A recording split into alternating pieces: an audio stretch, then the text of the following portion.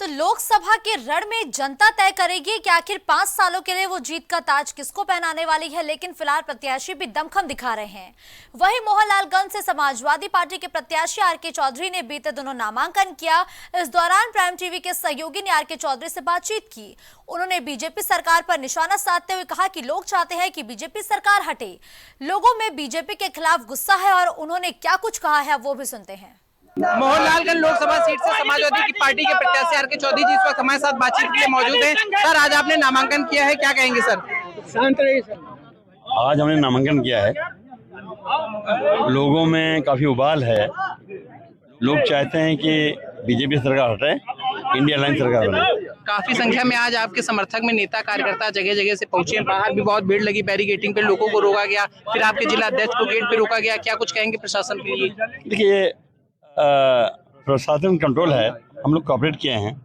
5 लोग अंदर जाने दिया तो हमें कोई शिकायत नहीं है कि अगर नपा तोला 5 लोग अंदर जाने दिया तो अच्छी बात है, कोई खराब बात नहीं है। हमें तो इस देश में अनुशासन बिगड़ा है, उसे बनाना है। इस बार मोहनलालगंज की जनता आपका साथ देने के लिए कितना तैयार है? अब तो जनता सामने है आपके। जिस तरह से नारा लगा रहे हैं, पहले कोई तैयारी नहीं थी, पहले किसी मीडिया वालों को बताया नहीं गया था, फिर भी लोग सुन के चले आए, ये बड़ी बात है। और हमें लगता है कि अगर हम पहले से अखबार में छपा होता तो आज के 10 गुना ज्यादा लोग होते। हम कंट्रोल नहीं कर पाते। बीजेपी विधायक राजेश्वर सिंह ने दावा किया कि सौरीनगर में बीजेपी बहुत बढ़त लेगी, सबसे ज्यादा बढ़त यूपी में होगी। क्या कहेंगे इस पे? उनको दावा करना चाहिए क्योंकि बीजेपी के नेता है वो। ऐसा उनको बोलना चाहिए, उनको कहना चाहिए पूरी दुनिया में बीजेपी छा जाएगी, उनको बोलना चाहिए। अच्छा बात कर रहे हैं वो। लेकिन जो पब्लिक का रुझान है, पब्लिक देखती है आंख खोल के, क्योंकि संविधान खतरे में है, लोकतंत्र खतरे में है और दलितों पिछड़ों का आरक्षण खतरे में है। किसान परेशान है, नौजवान परेशान है, कारोबारी परेशान है, हर कोई परेशान है। मोटी बात यह है कि किसानों का 2 लाख करोड़ बकाया था। किसान आत्महत्या कर रहे हैं तो किसानों का कर्जा माफ नहीं हुआ। लेकिन इस सरकार ने 16 लाख करोड़ रुपया उद्योगपतियों का माफ कर दिया। उसमें टाटा हैं, डालमिया हैं, अडानी हैं, अंबानी हैं, इन जैसे बड़े उद्योगपतियों का माफ कर दिया। तो समझ नहीं आता कि सरकार खाली बड़े लोगों के साथ क्यों खड़ी है, जो देश के कमजोर, लाचार हैं, पिछाड़े गए हैं, मजदूर हैं, किसान हैं। आज तो मजदूर दिवस भी है, तो निश्चित तौर पर कमजोर समाज के लोगों के लिए बीजेपी ने काम नहीं किया है, इसलिए हुआ है। सुन रहे थे समाजवादी पार्टी इंडिया गठबंधन के प्रत्याशी आर.के. चौधरी जी को, जिनका कहना है कि समाजवादी पार्टी इस बार मोहनलालगंज की सीट जीतने जा रही है। भारतीय जनता पार्टी ने गरीबों के लिए कोई काम नहीं किए, सिर्फ अमीरों के लिए काम किए हैं। अभिनव सिंह, प्राइम टीवी, लखनऊ। लोकसभा चुनाव को लेकर पार्टियां एक्शन मोड में नजर आ रही हैं। वहीं बीजेपी के साथ मिलकर चुनाव लड़ रही आरएलडी के प्रदेश अध्यक्ष राम आशीष राय ने भी प्राइम टीवी से खास बातचीत की है। 2024 लोकसभा चुनाव आ गया है और तमाम जो राजनीतिक पार्टियां हैं वो अपना अपना दमखम लगाए हैं और भारतीय जनता पार्टी का आपसे जो है तालमेल बैठ गया है। किस तरीके से जो है लोकदल काम कर रही है भारतीय जनता पार्टी के साथ? देखिए, हमारे राष्ट्रीय अध्यक्ष ने पश्चिमी उत्तर प्रदेश में लोकसभा चुनाव में विभिन्न सीटों पर अपना दौरा कार्यक्रम बनाया हुआ है। लोकदल के 2 लोकसभा सीटें मिली थी। बिजनौर और बागपत दोनों में चुनाव हो गए हैं, संपन्न हो चुके हैं। अब हम लोग अपने सहयोगी घटक को जिताने में लगे हुए हैं और उनके लिए जगह जगह हमारे राष्ट्रीय अध्यक्ष राजस्थान, हरियाणा, पश्चिमी उत्तर प्रदेश में अनेक जनसभाओं को संबोधित किए। किसानों को लेकर जो बातें सामने निकल कर आ रही हैं, किसान के मुद्दे पे कैसे आरएलडी भारतीय जनता पार्टी अगर जीतती है और ये गठबंधन में है तो तमाम कैसी बातें सामने निकल कर आ रही, कैसे मदद करेगी, क्या कुछ होना चाहिए? आप देखिए, हमारी पार्टी किसानों के समर्थक, किसानों की पार्टी है, किसान हितों के लिए संघर्ष करती है और हम सदैव किसानों के हितों के लिए संघर्ष करते रहेंगे। अब सरकार में है तो सरकार में रह करके किसानों की लड़ाई लड़ी जाएगी। किसानों को सरकार से तालमेल बैठाते हुए जो काम सरकार से हो सकता है उसके लिए प्रयास किया जाएगा। 2 सीटों पर आपकी पार्टी चुनाव लड़ रही है, क्या लगता है कुछ कम सीटें आपको नहीं दी गई? या नहीं, एक विधान परिषद है और एक भविष्य में एक राज्यसभा भेजेंगे, 2 लोकसभा दिए हैं, तो अभी फिलहाल इतने पर ही हमारी पार्टी संघर्ष कर रही है, लड़ रही है। MLC का हमारा कैंडिडेट निर्विरोध निर्वाचित हुआ है, 2 लोकसभा भी हम बहुत अच्छे वोटों से जीतेंगे। बागपत और बिजनौर ये 2 सीटें आपकी, तो इसमें भारतीय जनता पार्टी के चुनाव प्रचार में स्टार प्रचारक कौन है, किस तरीके से उसमें जो है? भारतीय जनता पार्टी में तो स्टार प्रचारक बहुत से लोग हैं, हमको लगता है कि कई दर्जन लोग बनाए गए हैं, तो स्टार प्रचारक की क्या भूमिका है वो पार्टी समझे, भारतीय जनता पार्टी जाने। हमारे दल में जो लोग बनाए गए हैं वो लोग लगे हुए हैं प्रचार में। हम भी गए थे पश्चिम में, लगभग 1 सप्ताह पश्चिम में रह करके हम आए हैं।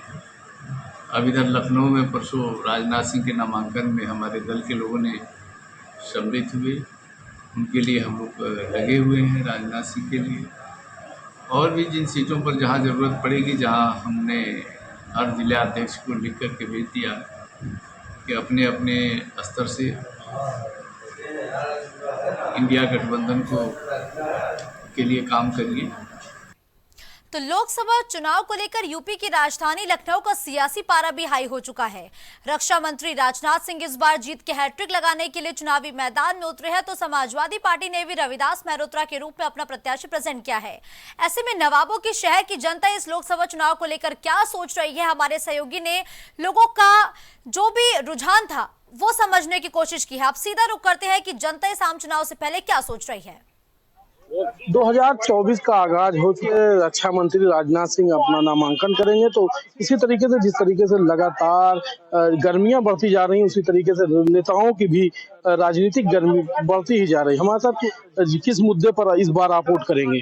देखो, वोट का मुद्दा है कि सच्चाई और झूठी। एक व्यक्ति चाहे वो कहता है देश मेरा परिवार है, तो जब देश परिवार है तो पार्टी पर पूरी संतुष्ट क्यों नहीं कर पा रहे हो?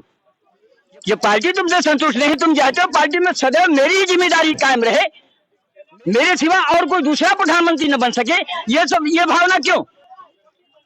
परिवार कैसे रहेगा? किसको आप चाहते हैं इस बार प्रधानमंत्री? क्यों दूसरे लोग है नहीं? गडकरी भी नाराज क्यों हो गए? राजनाथ भी नाराज ही हैं। लाए थे राजनाथ मोदी को, और राजनाथ को फेंक दिए, पहले दूसरे नंबर पर, तीसरे नंबर पर, और भी चाहते हैं चुनाव ही न जीते। कल राजनाथ सिंह बड़ा जुलूस निकालकर अपना नामांकन करेंगे, तो नाराजगी कहां से है? अरे नाराजगी तो आप नहीं जानते हो, मैं कितने पद ले लो मुझे छोड़कर। 2024 चुनाव का आगाज हो चुका है। इस समय हम खड़े हैं राजधानी लखनऊ में। कल राजनाथ सिंह अपने समर्थकों के साथ नामांकन करेंगे, तो वहीं किस मुद्दे पर लोग वोट करेंगे? हमारे साथ कुछ लोग बात करने के लिए मौजूद। सर, किस मुद्दे पर आप वोट करेंगे इस बार 2024 चुनाव? विकास के मुद्दों पर ही चुनाव होगा। जनता परिवर्तन चाहती है, जो किसानों का हित देखेगा, बेरोजगारों का हित देखेगा, युवाओं का हित देखेगा, उसी के साथ सरकार रहेगी। परिवर्तन चाहती है, गठबंधन की सरकार बनेगी। मोदी जी तो मंगलसूत्र तक पहुंच गए कि कांग्रेस सरकार आएगी तो मंगलसूत्र भी पहुंच सकते हैं। भारत के प्रधानमंत्री है, प्रथम व्यक्ति, उनको अधिकार है पहुंचने का। उससे आगे भी पहुंच सकते हैं, अभी आगे भी उससे आगे पहुंच चुके हैं। वो विश्व गुरु है, विश्व गुरु की बात गलत हो सकती है, वो कुछ भी कर सकते हैं। किस मुद्दे पर? हाँ, हम विश्वास करते हैं, हम सभी भारतीय उसी को वोट करेंगे जो इस देश की रक्षा सुरक्षा, हमारी महिलाओं का, सभी का सुरक्षा का जिसके पास साधन हो या उसकी सुरक्षा के लिए तैयार हो, उसी को अब लोग वोट करेंगे। इसमें केवल भारतीय जनता पार्टी ही एक ऐसी पार्टी है कि जो बदमाशों से मुक्त पार्टी है। अब हम लोगों का उद्देश्य है कांग्रेस मुक्त भारत बनाना, इसलिए हम लोग एकदम संकल्प ले लिए हैं कि कांग्रेस को जड़ से मिटा देना। ये हम लोगों के दिल में बैठ गया कि इन्होंने 60 वर्षों में हम लोगों के साथ जो अन्याय किया है, उसका खामियाजा अब इनको मिलना शुरू होना चाहिए। अभी तक इनको खामियाजा मिला नहीं जितना इन्होंने हमारे साथ अन्याय किया।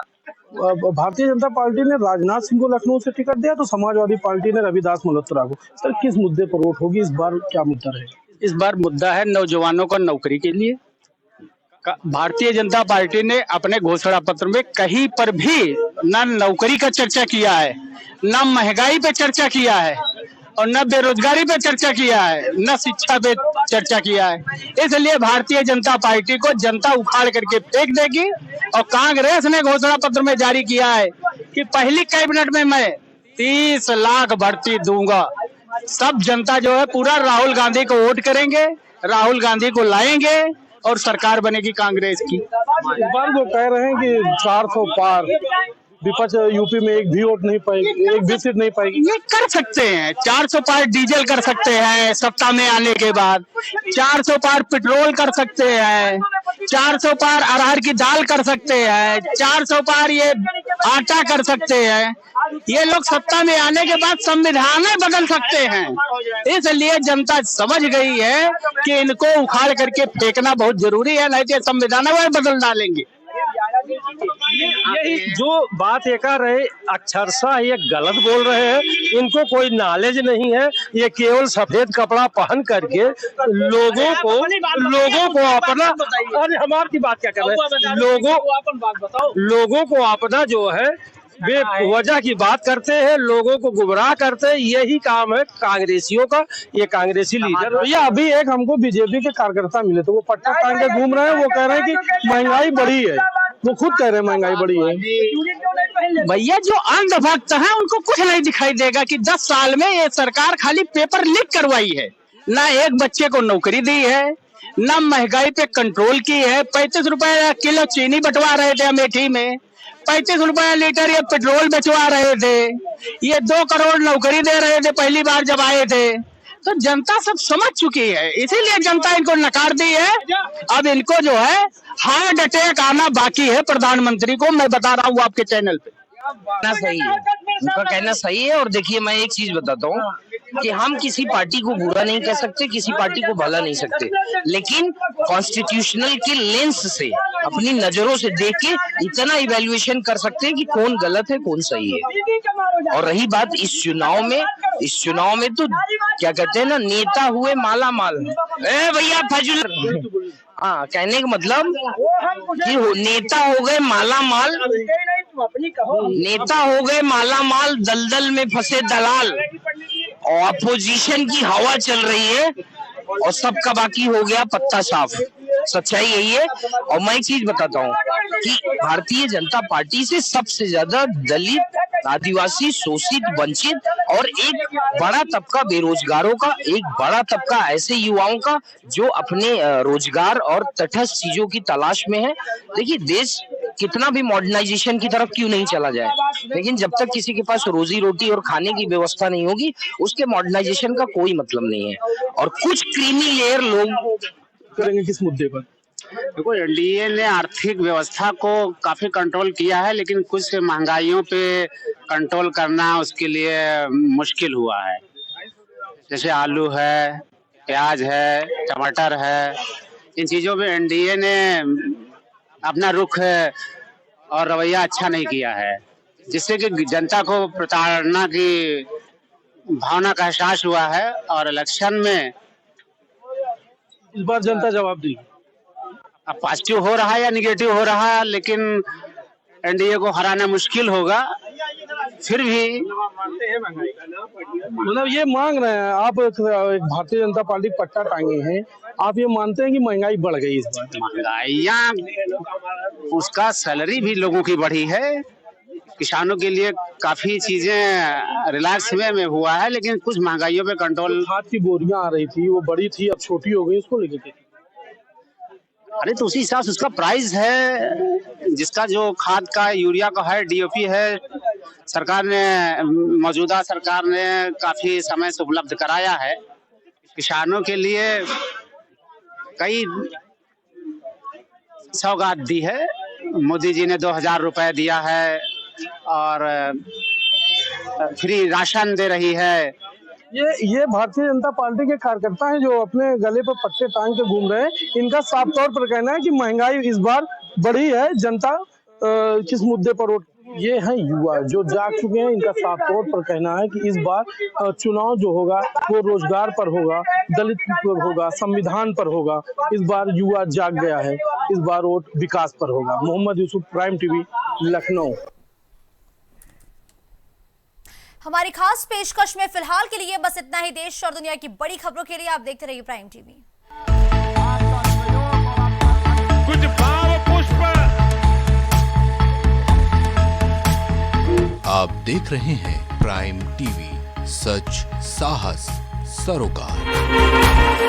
प्रॉब्लम्स थी जो मेरे को स्टेप्स चढ़ते हुए प्रॉब्लम थी, वो अब I think so 70% is improved. ठीक है, मेरे को एंकल में प्रॉब्लम थी एंड मेरे को नसेस मसल्स प्रॉब्लम थी, जो मसल्स में काफ़ी पेन रहती है, जो अब की इस टाइम पर एक बार मैंने लिया, मैं लास्ट टाइम आया था, उसके बाद मैं अब दोबारा आया हूँ, तो ऐसे 70% इज इम्प्रूव्ड, जो कि डॉक्टर नहीं कर सका। मैंने हाँ, मतलब मैं गंगा राम के हॉस्पिटल के डॉक्टर से तकरीबन 2 साल तक ये ट्रीटमेंट करा था, कि उनको समझ ही नहीं आया ये प्रॉब्लम क्या है। दैट इज अब बेटर है।